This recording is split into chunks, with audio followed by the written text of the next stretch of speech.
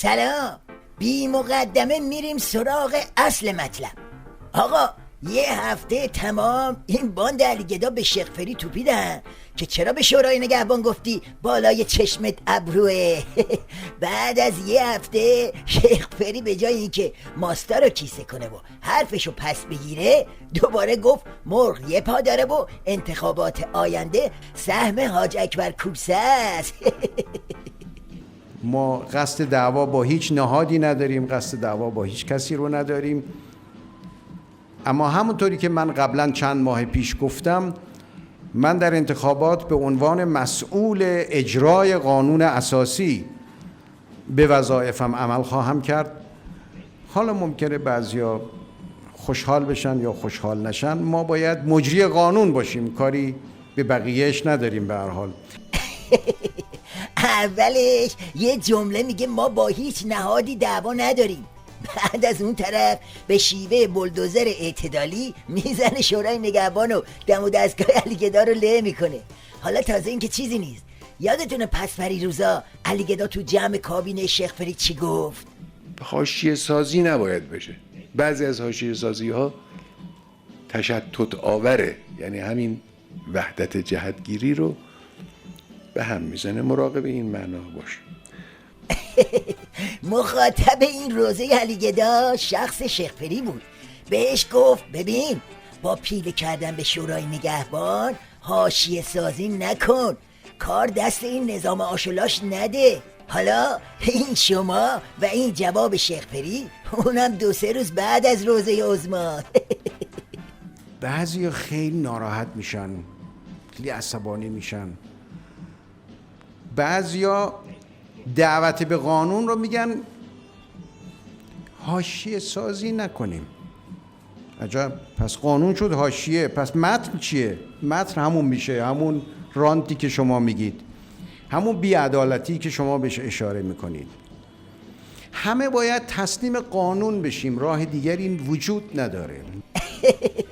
جان موشکاف، به نظر شما این ولی فقیه زرخورده تا کجا باید مفلس شده باشه که یه شیخ دوزاری اینجوری بذاره تو کاسش؟ خب تلس شکسته یعنی همین دیگه. بگذاریم از این که کوسه هم اگه تلسمی داشت حالا دود شده بود، اما به هر حال دوره پسا زرخوریه و کوسه خیز برداشته که هر طور شده جفت مجلس های بوهوشو قلومبا کنه و بره واسه دراز کردن عظما.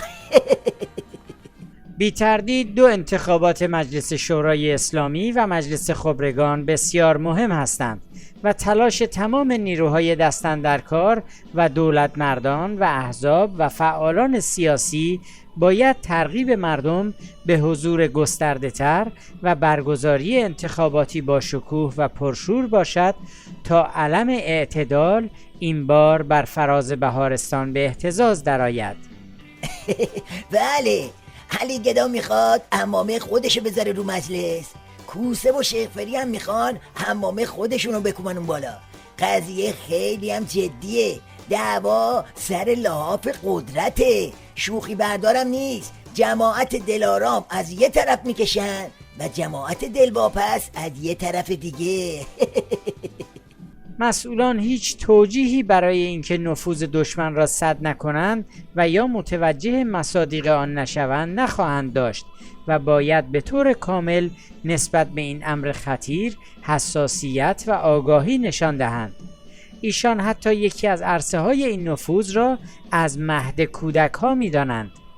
در شرایطی که تمامی ظرفیت های نظام سلطه برای مهار حرکت انقلاب و تغییر در نظام اسلامی بسیج شده است، طرح مطالبات بخشی و تحرکات زودرس انتخاباتی تنها مخدوش کننده وحدت و انسجام ملی است و مفهومی جز بازی در میدان دشمن نخواهد داشت.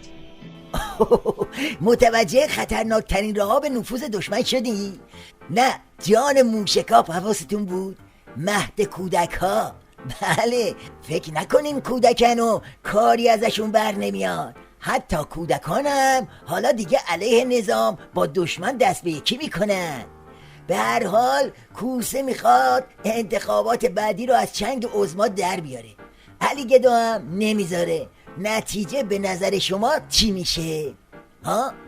باریکلا بابا جون، بار پیش که نه زهری در کار بود و نه کفگرگی منطقه‌ای در کار بود و نه نظام ولایت به آشولاشی امروز بود، طوفانی در گرفت که نزدیک بود عمامه عظما رو جاکن کنه. حالا امروز با یه چنین وضع اوضاعی خب تکلیف روشنه دیگه. اون چنان فتنه‌ای تو راهه که نگو و نپرس. آقا خوشحال شدم دیدمتون، زد زیاد.